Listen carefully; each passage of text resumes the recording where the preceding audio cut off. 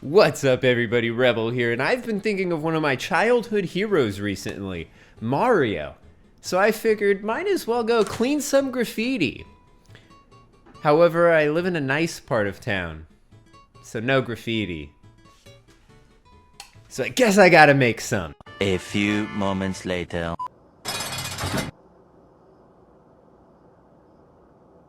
Yep, all according to plan.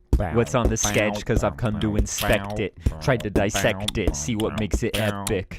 Yes, I know that it wasn't requested, but what did you expect? This is Rebels Retrospectives. That's me.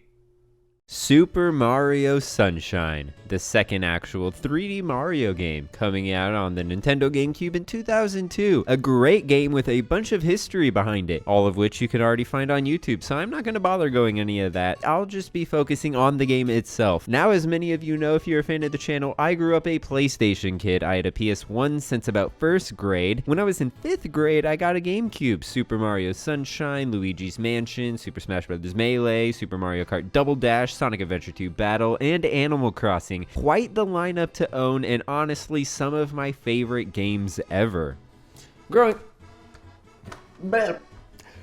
up, I did have a friend that had an N64 and Super Mario 64, but I never played the game all the way through. I just played the occasional level here and there before playing Super Smash Bros. But Super Mario Sunshine was the first 3D Mario game that I played all the way through. And that's why it's going to be the first game in Super Mario 3D All-Stars that I play all the way through. 'Tis tradition. And yes, there's a tiny bit of controversy with Mario 3D All-Stars, however, not enough to bother me. I may bring up a few things throughout the video, but in general, my main complaint is I would have liked Galaxy 2 in there as well, but whatever. So releasing in September 2020, we got re-releases of 64, Sunshine, and Galaxy. Yes, just re-releases, or ports, on current gen consoles. Not really many upgrades, honestly. I think they updated Sunshine's aspect ratio, but not in 64. Pretty lame. However, one part I'll say that Nintendo did right, following much criticism, was support for the Super Smash Bros. Ultimate GameCube controller, adapter, and controller. Man, I worded that terribly. An awesome thing I got when I got Smash Ultimate, because I grew up with Melee, and C-Smashes are a staple of my playstyle, so it was a must-cop item. And yeah, at first Super Mario 3D All-Stars wasn't able to utilize it. Thankfully, enough people complained, and they patched the game to include support so we can play Sunshine the way we initially played it, awaiting trial for graffiti charges. So without further ado, let's pop this game in. So popping in the cartridge and starting it up, we get this somewhat lackluster menu. The font of the year is okay, but I don't know, could have done more here, like adding a game logo somewhere prominent. I don't know. Hell, after looking at the font for 10 seconds, I don't even like it anymore. And starting Sunshine up, we get this wonderful cutscene of a plane flying with Mario, Peach, and an elderly Toad. And I don't know, based on all of the Toads in the game, I have a feeling the entire whole of the plane is filled with them. On the screen in the plane is a resort infomercial, and in the background is a shadowy Mario jumping around. Mystery? Intrigue? Could that be Mario? But how could he be there when he's right here? And who's the resort's video editor, and how come they did not notice some random dude jumping around in the background and not edit him out? And then there's the main menu of the game. I already been here, it looks like. 6 shines though. I was probably just testing it out right after I bought it and starting a fresh file. We continue the cutscene where the plane lands abruptly due to gooey graffiti. Peach sees the Shadow Mario in the background, but then he's gone. Anyways, we finally get control, and this is where I grabbed my GameCube controller, which, oh my god, so nostalgic. Anyways, I did some jumps to refresh the old memory and grabbed the strange leaf blower on the ground, F.L.U.D, or the Flash Liquidizer Ultra Dousing Device. Or just F.L.U.D, because Flash Liquidizing Ultra Dousing Device is f***ing ridiculous. And yeah, this is the main gimmick of the game, but being that I also owned Luigi's Mansion, and those were my first main console Mario games that I owned, it's normal to me. So I don't see it as a gimmick. I mean, it is a little gimmicky, but whatever, semantics. So F.L.U.D's basically a water gun backpack jetpack. You spray water like a fire hose to do things such as clean graffiti, attack enemies, and other various things caused by a direct stream of water. It will also switch between a jetpack, a water jetpack, and you'll use this to hover, clear large gaps that Mario can sometimes do on his own, and well, I guess that's really it. Anything you do is just a basic variation of hovering, and stacking this on top of Mario's typical controls just allows for so much more platforming and exploration. And Mario's controls themselves are quite extensive when it comes to jumps. There's the standard jump, the triple jump, the pivot jump, and the spin jump. I don't know the exact names, I'm just kind of just making this up as I go along. And all F.L.U.D will really do is allow you to hover for a little after any of those jumps. Other nozzles excluded, obviously. Anyways, that's F.L.U.D and some controls. So getting back to the story, we spray this goop pile, a goop plant shoots out of it, he seems thirsty so we help him out, and then he is so thankful that he leaves us alone. Wow, what a day. We got a water gun, a shine sprite, and arrested. Just another Tuesday for ex-convict Mario. Anyways, we go through a mock trial, total BS, and through the trial we learn that the darkness is caused by the island's guardians, the shine sprites, vanishing. This darkness has arisen because all of our guardians, the shine sprites, have vanished. Oh, and apparently they're called shine sprites. I'll try to remember that.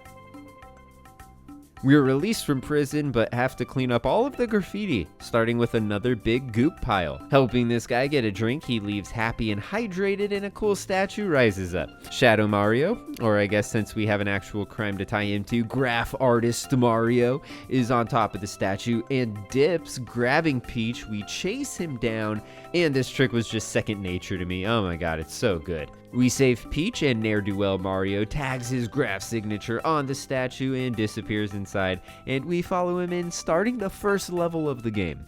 And I just want to say right away, you could tell how original this is. Even the first time I played this game, I noticed this. You fly in on an airstrip, you go to the main city on an island, you go to a different part of the island for the first level. It's really quite unique. And I'm not trying to say that it's the most original Mario game out there, but it is just a stark contrast from just worlds based on different climates. I mean, I'm not trying to say it's the most original thing out there, but when you have Grass World, Ice World, Fire World, Desert World over and over and over again in basically every game before and after, well, it makes Super Mario Sunshine stand out like a stand out like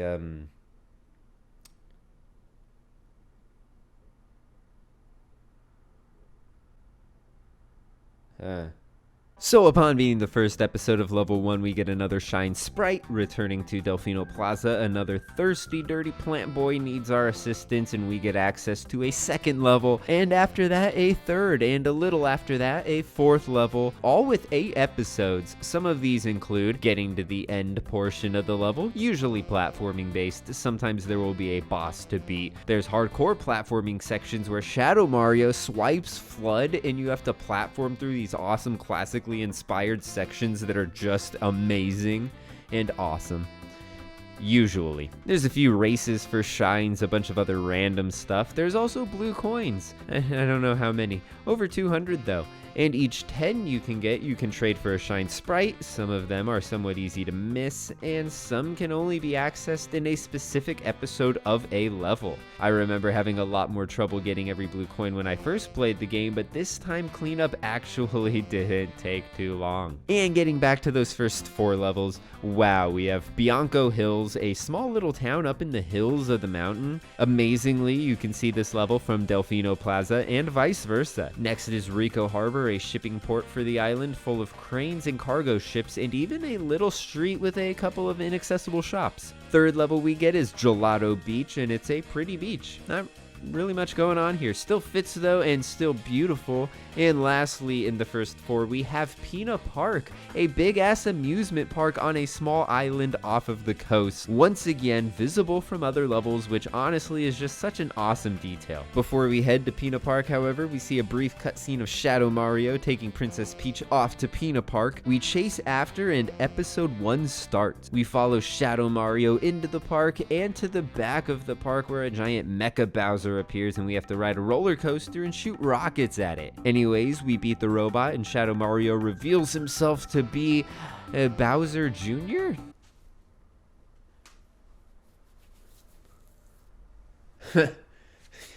How is that physically possible?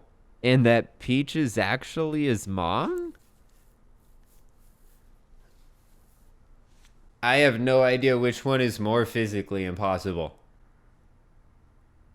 Gross. But wow, talk about story progression presented with an issue, an imposter of us, and only after progressing to a certain point, a specific level, do we finally learn who's really causing trouble. And that you're able to play the first 3 levels basically to completion before even needing to set foot in Peanut Park or heading there as soon as you're able. It does give a nice sense of control. Like a level, play 5 episodes in a row. Get bored? Go to a different level for a little. It really does provide a nice pace to the game. Admittedly, the pacing could be better, but I think it's completely fine. Anyways, beating episode 4 of Peanut Park brings Shadow Mario back to Delfino Plaza, but holding a Yoshi egg. Chase him down and Yoshi is now yours. Bring him a fruit he wants and boom, Yoshi. He has way more verticality, has a special gut juice that melts yellow lava stuff. I don't know. But yeah, Yoshi gut juice, very cool. He can also eat large fruit, and I think there's only like 2 instances of this. Regardless, in Delfino Plaza is a pipe with a big old pineapple inside. After getting Yoshi, we can eat it and then go to level 5, Serena Beach. An awesome little beach with an awesome haunted hotel. After getting an arbitrary number of shine sprites, 20, we unlock Noki Bay, a cool little cove on the other side of the island,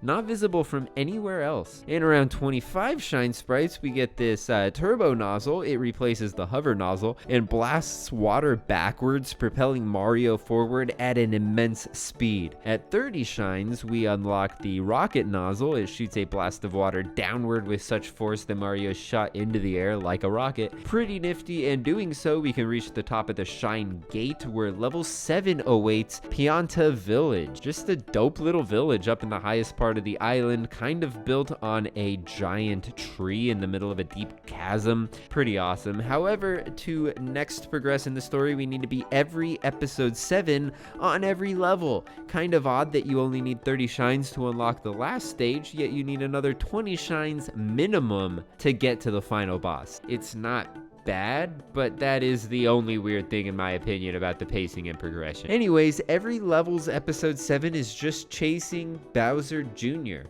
I'm sorry, he must have forgot he revealed himself a while ago. Chasing Shadow Mario. Yes. And after chasing and beating Shadow Mario through all 7 levels, we return to Delfino Plaza to see him go up to the waterfall behind the Shine Gate with the whole plaza flooded, leading to the final section, Corona Mountain. Corona Mountain. More like Coronavirus Mountain. 'Cause it's sick and I died like 10 times. So to get to Bowser Jr., we have to do a little platforming and push this boat across the lava and do this rocket nozzle challenge up these clouds. Thankfully, that last one, as challenging as it is, it doesn't result in you dying when you fail, so not bad. Then we get to a giant hot tub where we see one of the weirdest cutscenes in a Mario game ever. The water's great, hey, Junior? Sure is, Papa. Come on in, Mama Peach. Anyways, Bowser is a pretty good boss battle, a little scary at times due to the platforms falling and not having the hover nozzle, but that makes it a little better in my opinion. We beat Bowser, save Peach, and the natives cheer and dance. Bowser tells his son that Peach isn't really his mom. He knows because f***ing obviously.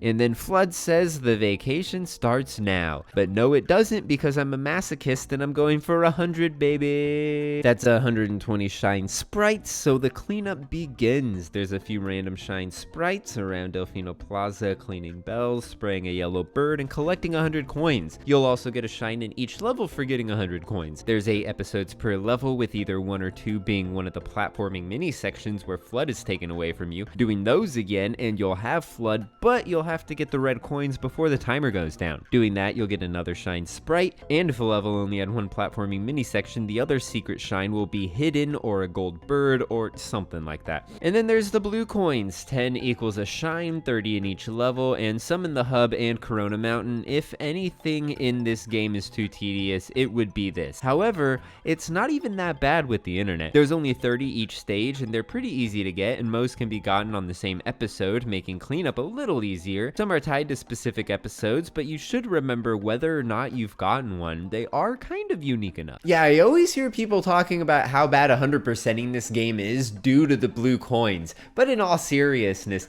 they're not even that bad.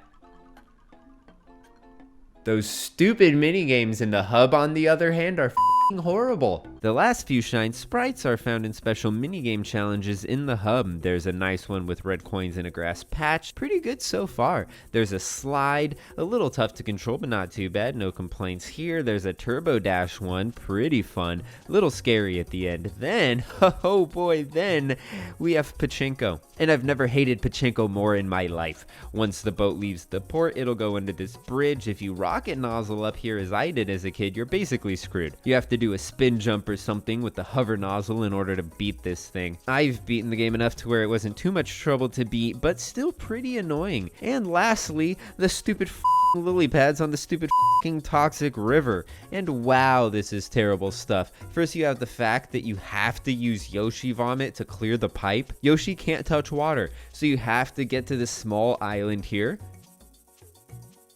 wait a while for a boat, take that boat to this pillar, wait for the other boat, and take it to this island. It actually takes like 2 minutes minimum to get here. And if you somehow hover with Yoshi, as one can easily do, and miss the boat and land in the water, start over. So stupid. Then you have to do this pure evil minigame. So challenging. If there is a trick to this, I don't know it. So after dying a few times, I got to this pipe, and I just kind of assumed it would take me back to the start of the level, but wouldn't you know it, it takes you back to the starting spawn position in the hub.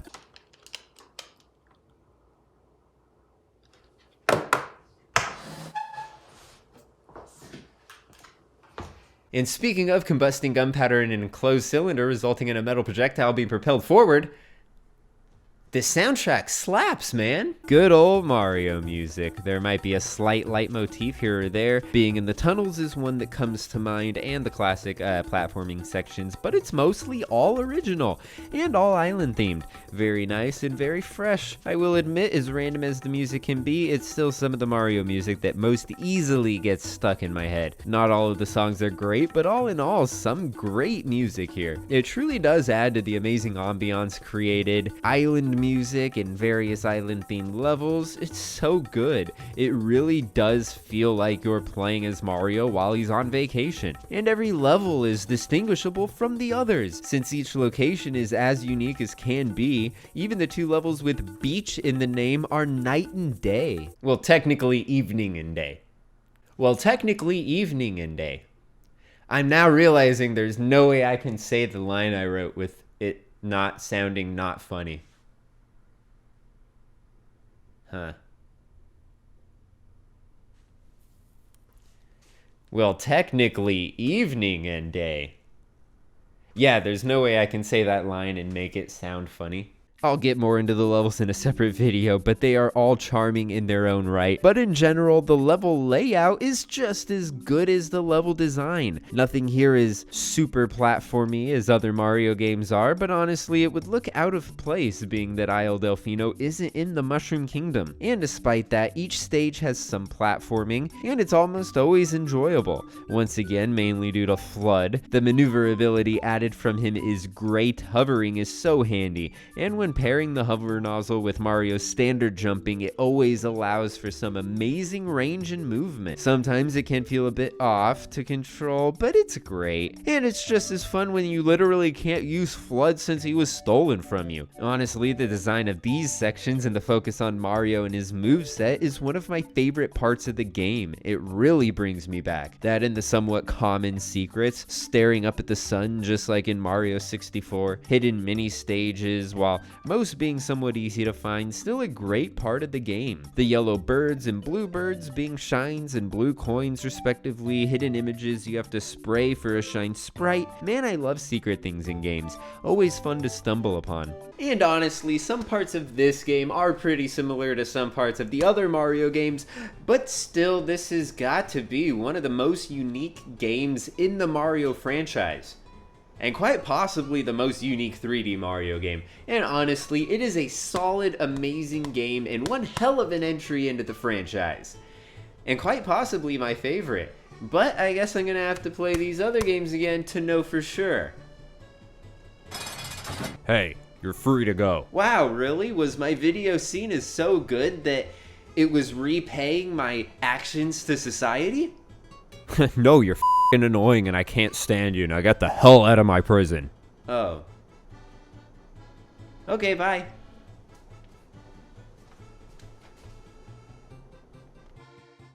I guess that's all for now. Oh, I guess I should do an outro.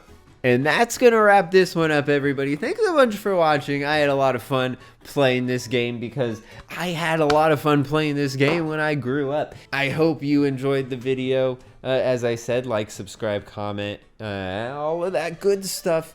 And until next time, peace. Bye. See you later.